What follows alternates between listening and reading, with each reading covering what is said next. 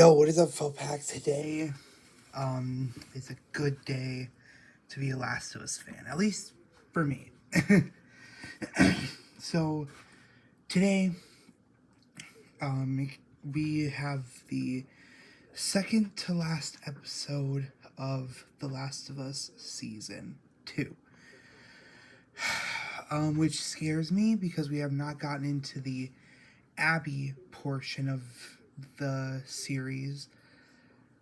So a little scared that they're going to be doing an entire season of Abby, which I'd argue is a lot more of a FU to fans than the game, because now we have to spend an entire month with Abby, following Abby. I hate that idea, but yeah, so let's get into this. So the episode starts off with something I'm surprised that they did, because I've been wanting them to do this for so fucking long, especially in the games, and it's not exactly what I wanted, but I liked it. I liked the little look into Joel and Tommy's life before the apocalypse, like way before the apocalypse, which I am so happy that they did. So the episode starts off with a flashback to when Tommy and Joel were kids. Joel was like comforting Tommy because Tommy was afraid that their father, who also has a J in their name, I don't know if it's ever been revealed what their father's name was, but we're just gonna go with Jimothy Miller. He was scared that Jimothy was going to come home and beat him because that's happened before. And Joel was just sitting at the table ready for his father. So Jimothy comes home and is like, "Where's Tommy? You want to tell me what happened?" And then Joel sticks up for Tommy. And Jimothy's like, that's a whole bunch of bullshit. And then Joel surprisingly steps up to his father and is like, "You're not gonna hurt him." And Jimothy's like, "Okay, have a beer." He gives Joel a beer and they have a beer, and then Jimothy's like, "I know I haven't been the perfect parent, and honestly, I hope that if you ever have kids, that I hope you do a little better than I did," which actually comes back around in the end. So then it fast forwards to present day, where Joel is at the bar with Seth, and Joel gives a bag of Legos to Seth, which I thought was really cool. And Joel's like putting together the perfect day for Ellie, because it's the first birthday that he's celebrating with her, and he wants to make a good impression, which we did not get in this episode. And I know damn well that people are going to call this a filler episode. Shut the fuck up. This is the episode for the fans. Okay? The haters are going to eat this one up. I can just smell it. I can just smell the stench from their armpits because they're constantly sweating at the idea of finally getting to be an incel for another day. They're gonna complain about this episode, which does not make it a bad episode, makes them bad fans. But anyway, they're gonna call this a filler episode because then we see Joel in the kitchen. It looks exactly like the kitchen from the game, might I add. So he like sets the cake, and Seth, I thought it was pretty funny. I think this is a reference to a name that Dina was going to use for who inevitably would be JJ. And on the cake it says "Happy Birthday, Eli." I thought that was hilarious.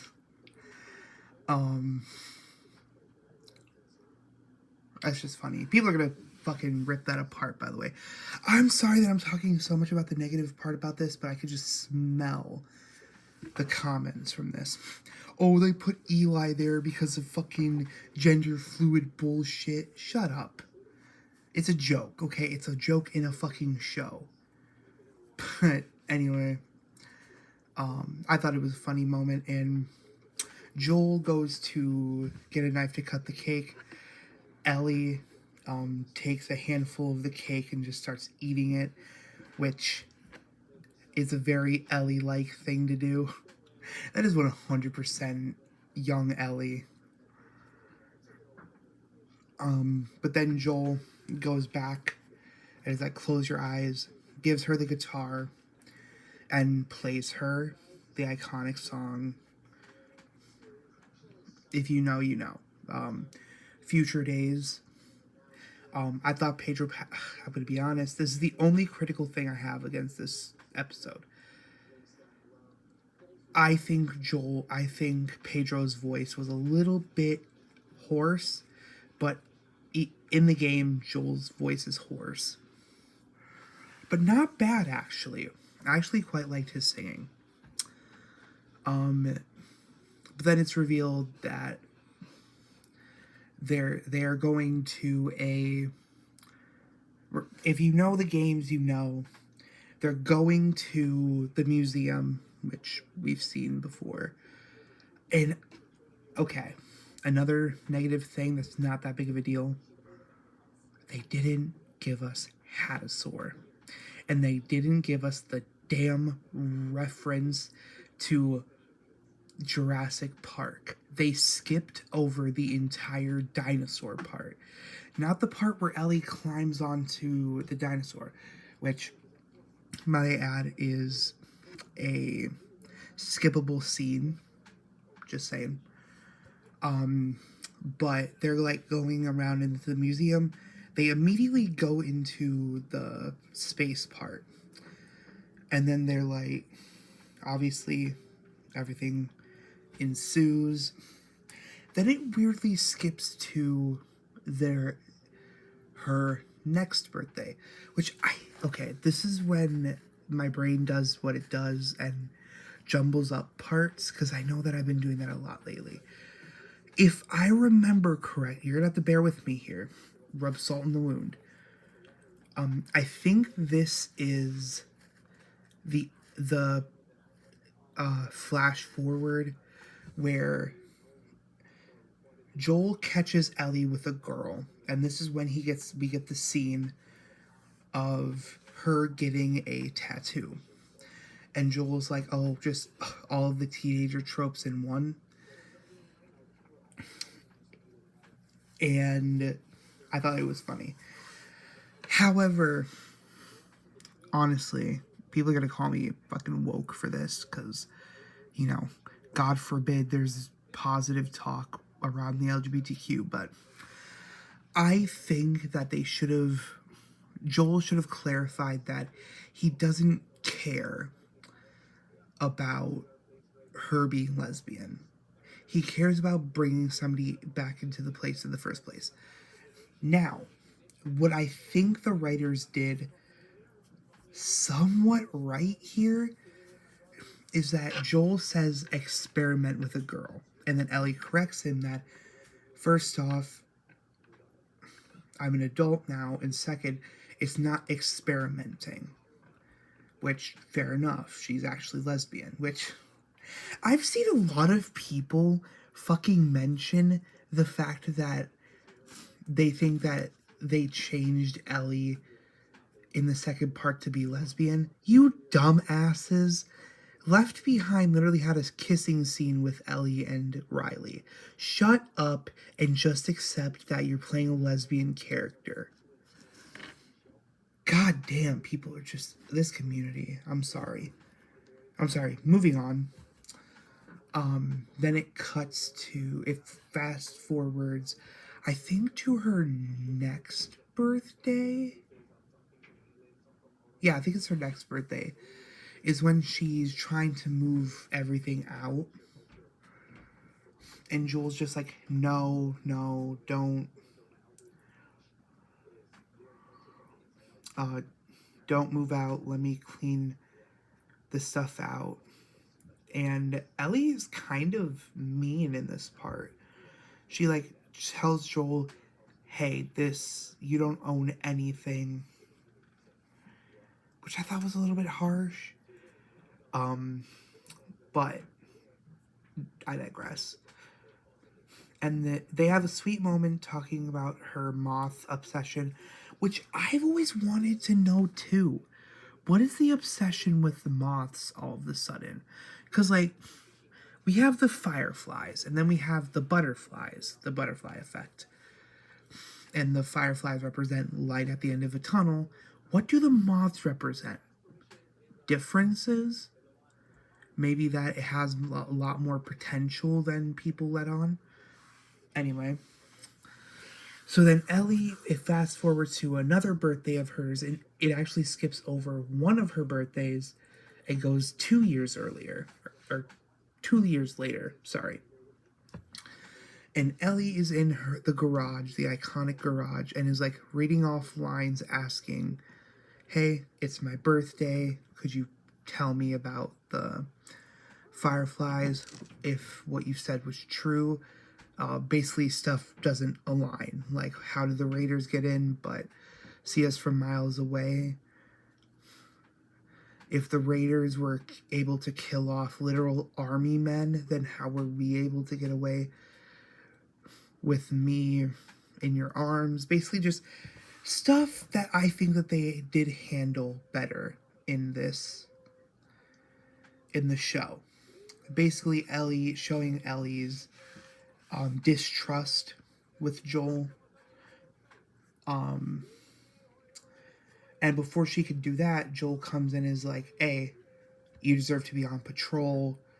Happy birthday, kiddo. Go get your jacket and your gun. Blah, blah, blah. And I think this actually replaces the scene where they see the zombie couple in the hotel. So Ellie and Joel find Eugene. Eugene's bit. So this is when we find out what happens to Eugene. Joel and Ellie are like holding guns to him, and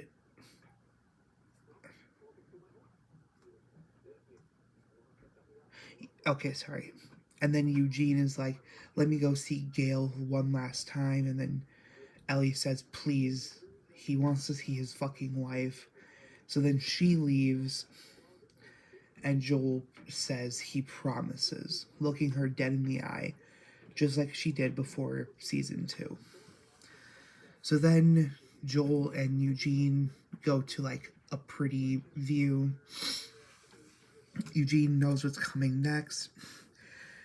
Joel's like, if you truly love somebody, you can see her, or you can see them all the time in your head. Which, fair enough, but also I think that this was one of the more cruel things Joel did. So yeah. So then he shoots Eugene. Ellie sees this. And Joel keeps riding with Ellie.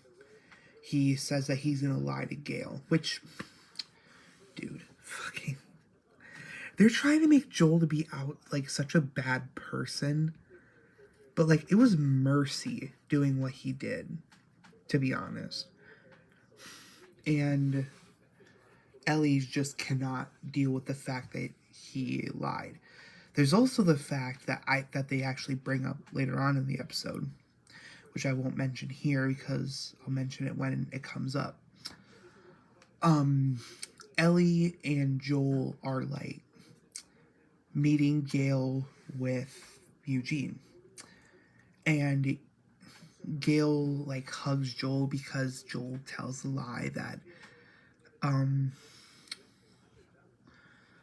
I don't remember what he said specifically, like, oh, he wanted to protect you, and then Ellie comes in and is like, that's not what happened at all. Joel just shot him. He swore to Eugene, he swore to both of us that he would bring him back, and then Joel just shot him, which, WLE, first off, I'm just going to say, people, again, are going to rip that scene apart and be like, oh, you're such an ungrateful bitch, Ellie, just because they don't like the fact that Bella Ramsey is casted. But yeah. Anyway, then we get the iconic scene. We get to see Joel's perspective of the whole dance, and we get a little bit more information. It doesn't add much to the scene. It just adds that he was watching the entire time, which we knew that. We knew that he was doing that. And Tommy gives the most dad line of all dad lines. I'll see you next year. God damn it. Then after, what happens. He's sitting on the deck playing his guitar, and it looks like Ellie is walking by again. And then it's revealed to the fans that have not played the game that she comes back and talks to Joel. And I think that they actually handled this scene better too. Rather than Ellie running away to Salt Lake, she had him tell her up front. Like, rather than her hearing the stuff, having the lies revealed through a videotape, she had her reveal it, so then the pain is less there. So they start talking, and like, I thought it was so heartbreaking. I think this is Pedro Pascal's last episode on the series as a whole, because you could tell that he was hurting. He was actually crying in that scene. He couldn't even talk. He just nodded and shook his head at Ellie's questions. He was breaking. But I actually like this scene a lot more because Ellie doesn't give him he gives him an ultimatum, but it's not as intense because Ellie doesn't specifically say, we are done definitively. She says that if you lie to me again, we are done, like, completely. As for in the game, she says that if you lie to me, I'm gone. But if you tell me the truth, I'll go back to Jackson. And then, obviously, Joel would rather her be in Jackson. So then Joel, in the game, says the truth. There was no cure. It would have meant your life. And then Ellie, having that harsh reveal crash down on her, she was like, oh, okay, so we're done officially. But in the show, it's a lot more vague what happened. You know what I mean? It's a lot more vague on what their relationship was, but it was very much like, obviously, they're going back on their word about Ellie and Joel completely breaking up, which I prefer. I prefer this one so much more. That Ellie doesn't say she's completely done with Joel, but, though it does make her crash out a lot less merited. It makes her getting mad at Joel not really warranted, in my opinion, but still a little bit warranted. Because, like, Eugene was just some random guy to Ellie, but for some reason. But I guess it's also the fact that he looked the same way that he did when she promised Seattle, and he was like, and Ellie noticed that, and she says that you gave the same exact look when you swore. You gave the same exact look that you did when you said what happened to Salt Lake. You gave the same exact look when you told me that you swore that you would help Eugene, and you lied about that. So like that same look, that same intense look cannot mean anything. So what really happened? And Joel reveals everything. And then he has the iconic line of, I would do it all over again. And this is, I kind of don't like this part because Ellie calls him selfish. And I, and I'm like, oh, okay, so you're telling me you wouldn't save Dina? You would let the world, or you wouldn't let the world burn for Dina? Okay, come on, Ellie. Let's be realistic. But Joel reveals and actually says the line that his father told him, that if you were to ever have something like this, I'd hope that you do a little bit better than me. And that is when, oh, the episode doesn't end there. It actually ends with Ellie leaving the hospital and going back to the theater, which a lot of people will say that's a stupid scene. I say that in terms of like the fans that haven't played the games, I'd say it's a good scene because like they don't know what happens to Ellie after that. Ellie could be fucking dead for all they knew. So that scene is perfect for them. But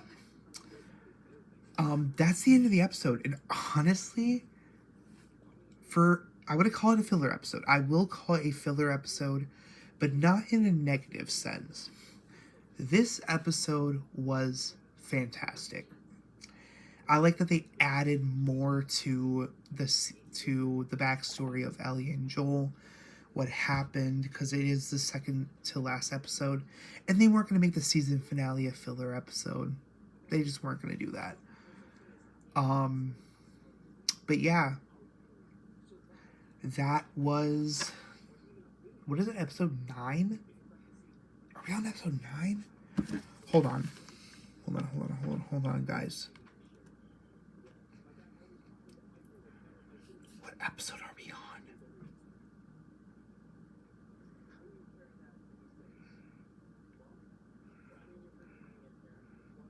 Episode 5. So this is episode 6.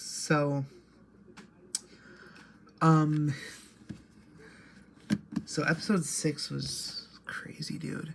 This was an awesome episode. But anyway,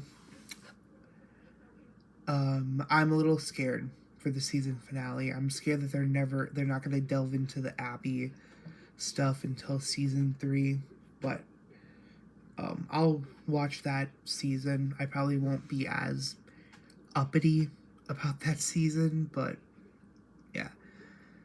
Anyway, make sure to like, share, subscribe, turn on notifications, and yeah, see you guys later.